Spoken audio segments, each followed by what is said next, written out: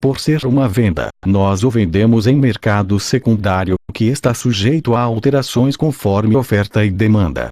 2. Nesse tipo de investimento há o que chamamos de valor de face. Basicamente, o valor de face é o valor bruto a ser recebido para cada unidade de título.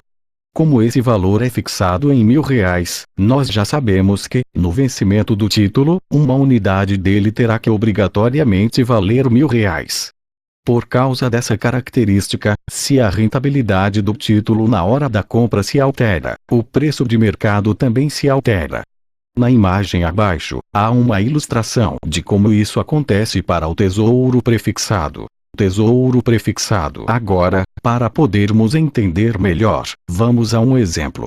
Pense em um título do Tesouro prefixado com vencimento para 1 ano e que tenha a taxa de juros em 25% a. Se o valor de face de um título é fixado em R$ 1.000 e o seu vencimento é para apenas 1 ano, quer dizer que ao fim desse primeiro ano uma unidade do título terá de te retornar exatamente R$ 1.000, certo?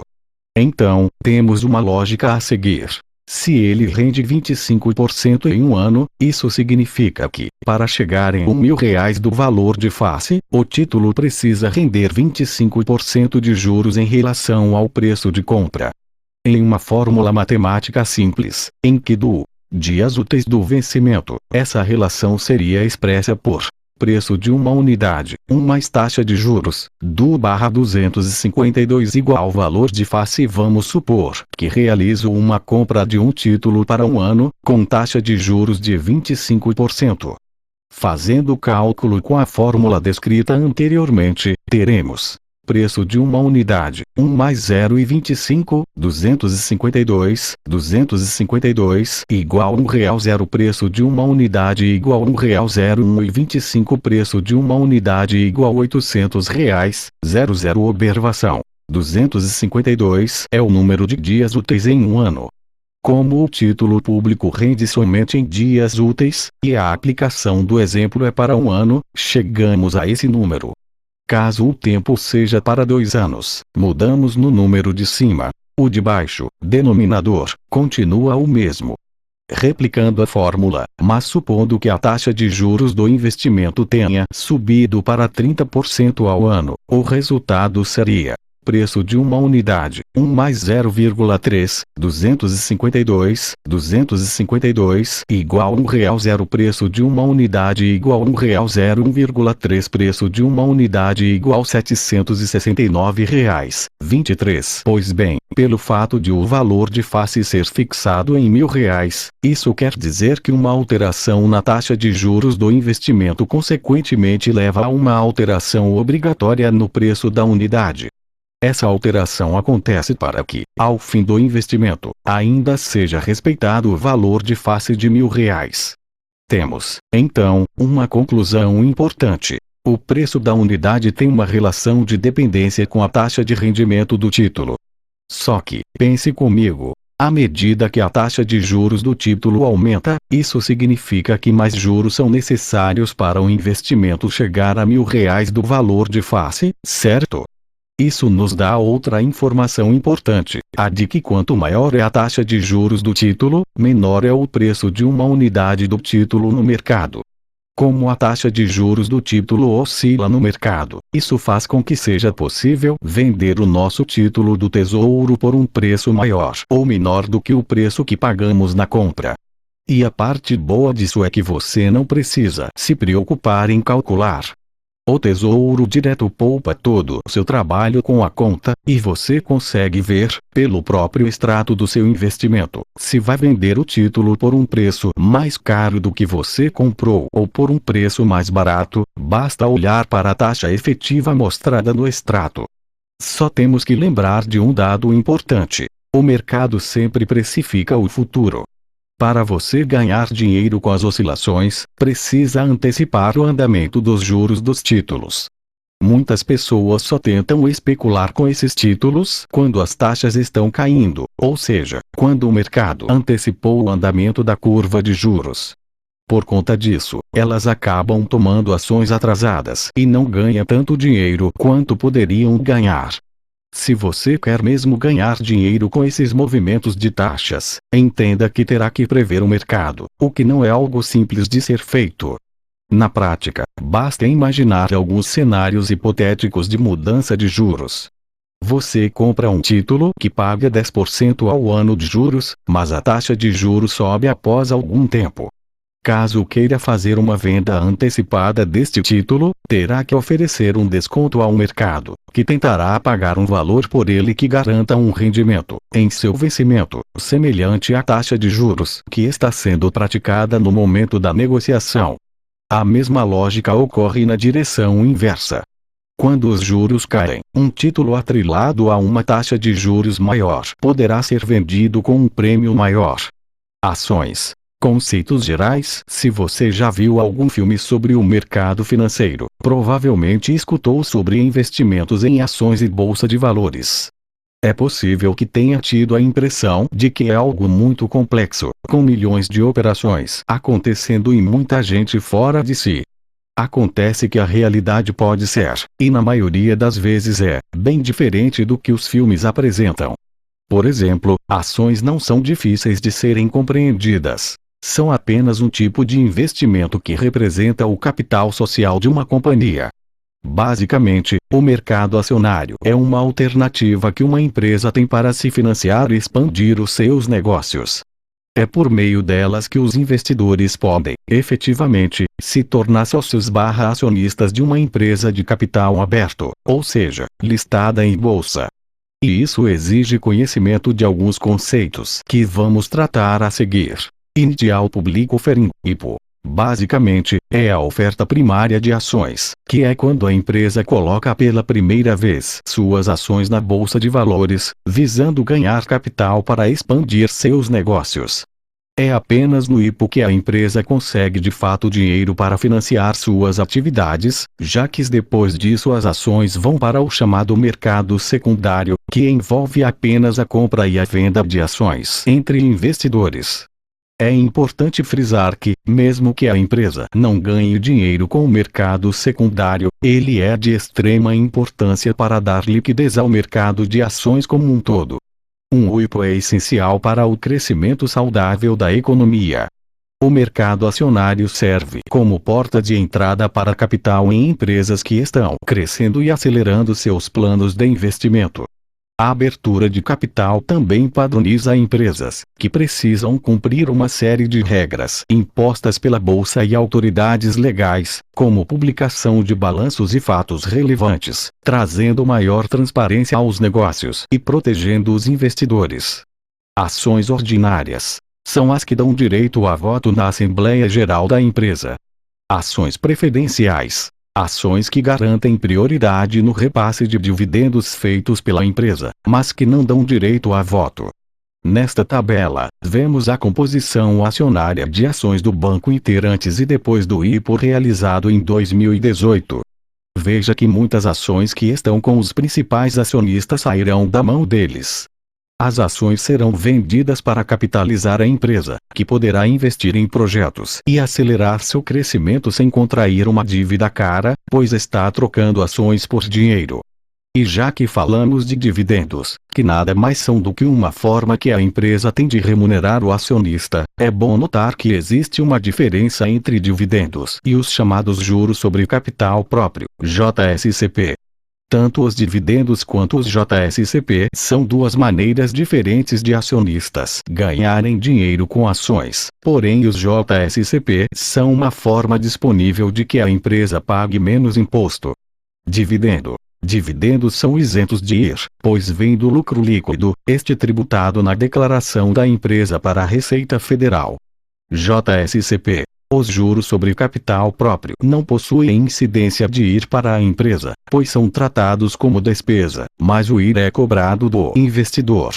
A seguir, podemos ver os dividendos anuais recebidos por acionistas da Itaúsa. Em 2017, o investidor recebia 0,88 centavos por cada ação que possuía. As ações de IPSA 4 fecharam o ano de 2017 cotadas a R$ 10,82. Uma estratégia interessante na bolsa de valores é sempre reinvestir o dinheiro que se ganha com os dividendos de uma empresa. Assim, o investidor vai aumentando tanto seu patrimônio quanto os aportes ao longo do tempo. No futuro, os dividendos poderão se tornar uma fonte de renda extra. Porém, um lembrete importante é o de que o mercado de ações faz parte do mercado de renda variável. Por isso, é importante entender que não há um rendimento fixo, ele vai depender das oscilações do mercado. Pode-se ganhar por meio da valorização da ação, como por meio dos dividendos/proventos pagos, mas tudo isso possui riscos consideráveis, já que, ao investir em uma ação, estamos sujeitos ao risco de os preços das ações oscilarem e a empresa da qual somos acionistas quebrar.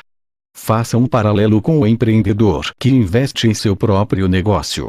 Ele também pode passar por períodos de altos e baixos, com fases em que a empresa própria cresce com a necessidade de poucos investimentos, outros em que é preciso aportar recursos para combater a concorrência e diminuir as margens.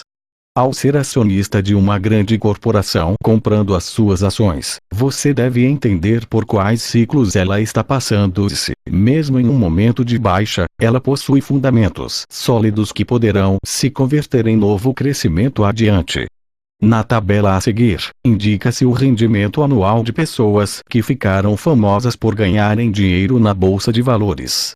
Os números entre parênteses indicam por quantos anos cada um investiu. Fonte: Excess Returns. A Comparative Study of the Methods of the World's Greatest Investors.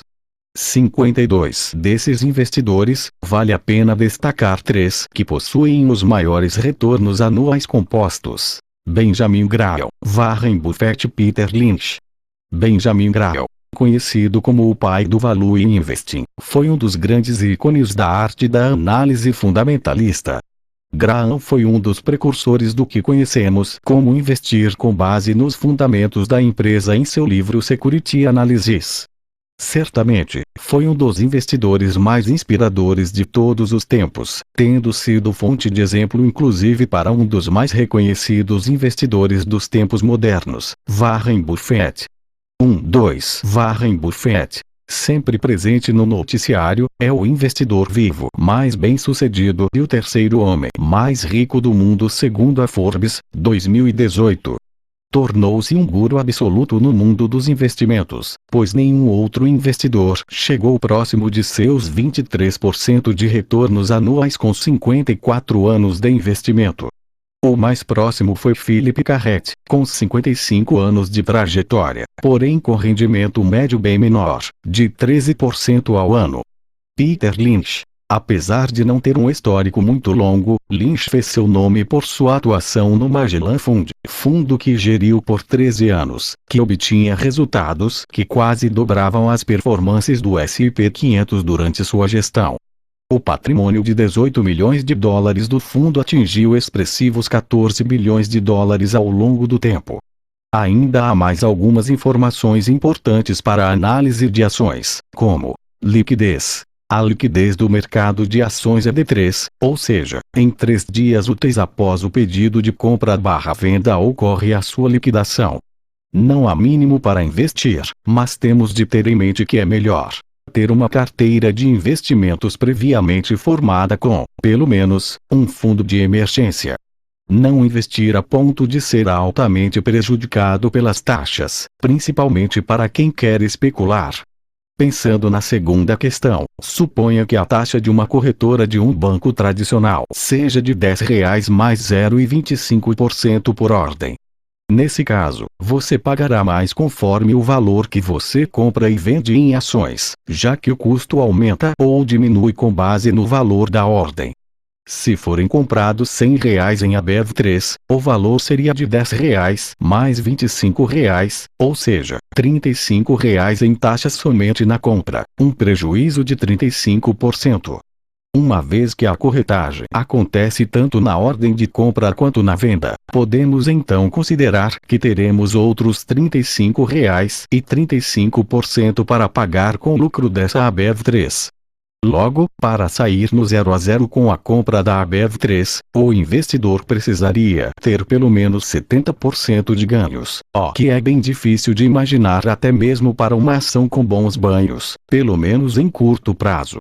E se a empresa que me assiste como corretora quebrar? Nada acontece. Corretora, como explicado antes, é apenas um agente de custódia, um intermediário. Caso a corretora quebre, o investidor apenas perderá o intermediário entre ele e o investimento, que está numa central de custódia e terá de ser intermediado por outro agente.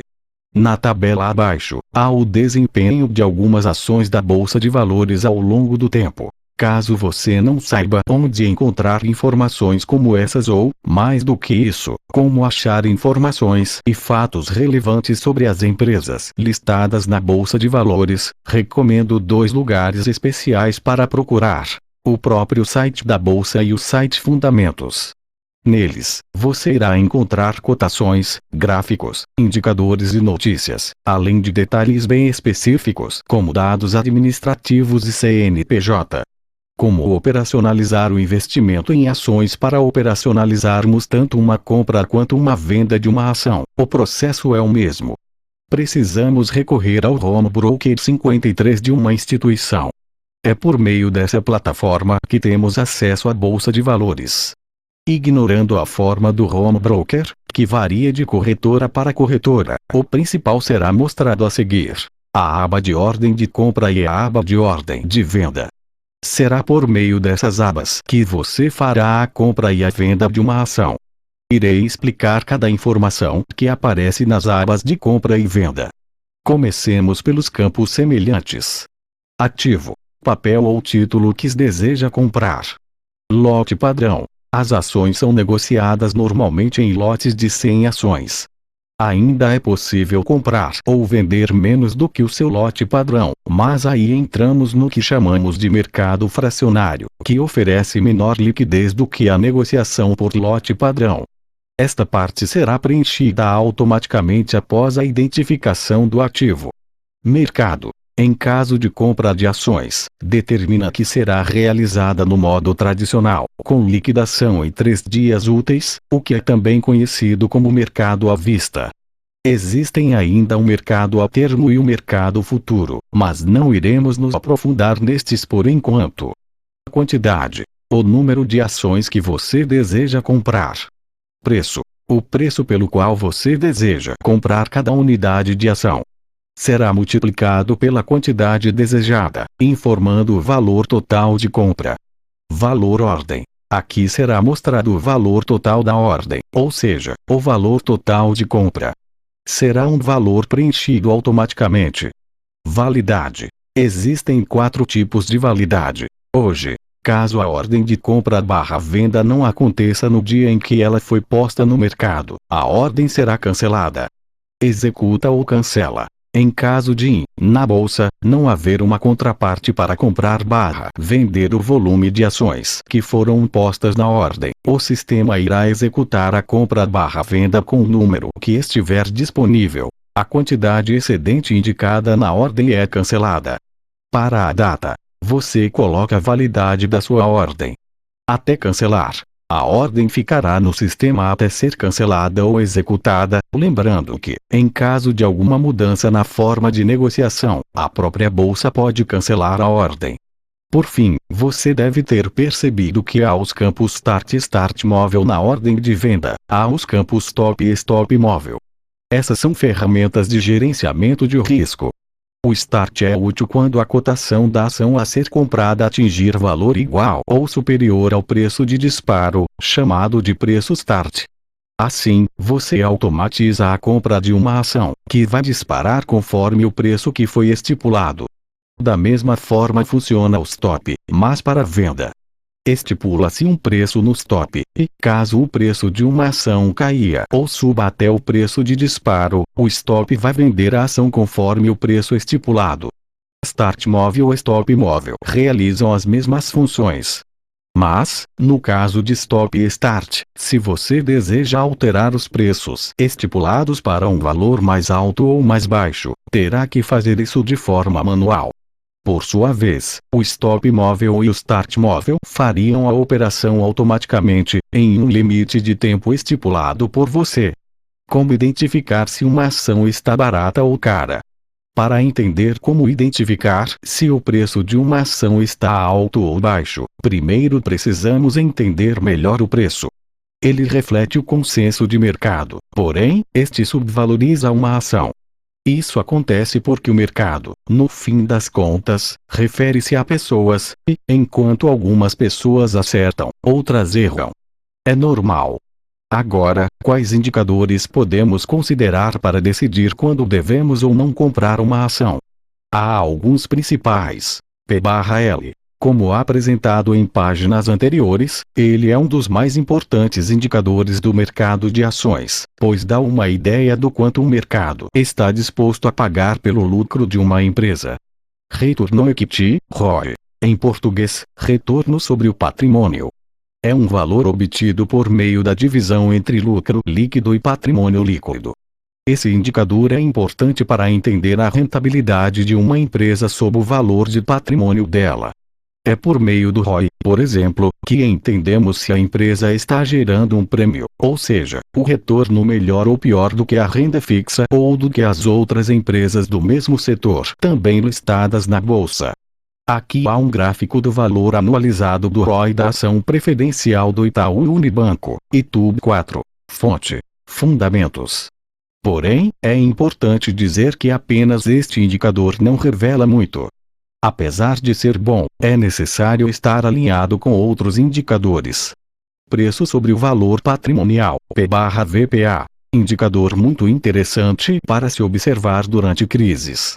Isso porque, nas turbulências, em geral encontramos um cenário em que várias empresas estão sendo negociadas por um preço abaixo do seu valor patrimonial.